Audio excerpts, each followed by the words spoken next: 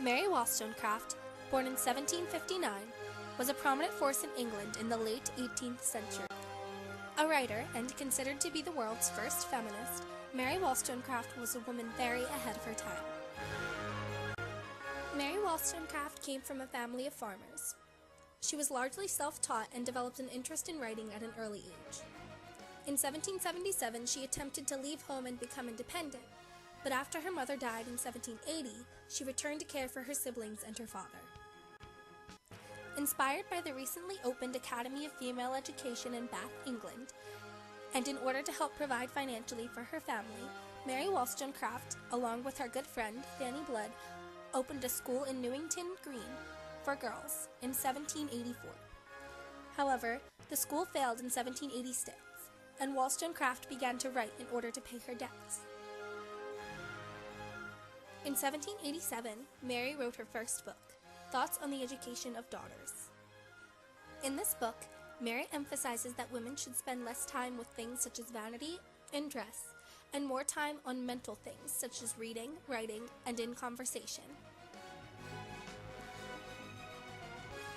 Furthermore, Mary expresses her belief that education was the solution to women's lack of physical and mental development, and a process through which they could achieve reason, equality, and virtue. She also encourages self-respect and independence in women. In this piece of writing, Mary even expresses her most radical view on education, which states that girls should receive the same instruction and education as boys. When the French Revolution began in 1789, Mary regarded it as a step towards perfection in humanity. This inspiration sparked the pieces of writing that would give Mary her claim to fame.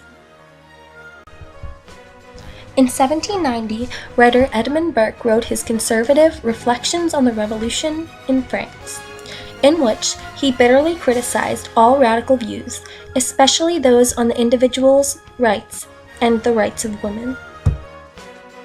This encouraged Mary to begin her work in human rights, which she did by writing A Vindication of the Rights of Men under a pseudonym.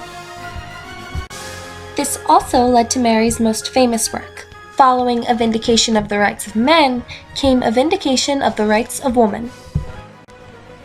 In these books, Mary often responded to Edmund's writing, and it became sort of a debate between the two of them. For example, Edmund Burke once wrote, "A woman is but an animal, and an animal not of the highest order." To which Mary responded, "All true, sir, if she is not more attentive to the duties of humanity than queens and fashionable ladies in general are." Mary's philosophies greatly differed from any other of her time. After growing up protecting her mother from her abusive husband, Mary felt that marriage was only degrading to women and was completely against it. She felt that it only provided another article of property for men, a wife. Mary also took a stand against society's ideals of feminine beauty, in which they stated that women should only be concerned with vanity. She felt that this held women back from education and stepping up in the world. Mary Wollstonecraft believed that liberty is the right of all persons. She was also a very strong advocate of education, especially for girls and women, and believed that it was key. Being as outspoken and liberal as she was for her time, Mary Wollstonecraft was the topic of many scandals. For example, following her sister Eliza's depression, Mary abducted Eliza and her child from her abusive husband's house.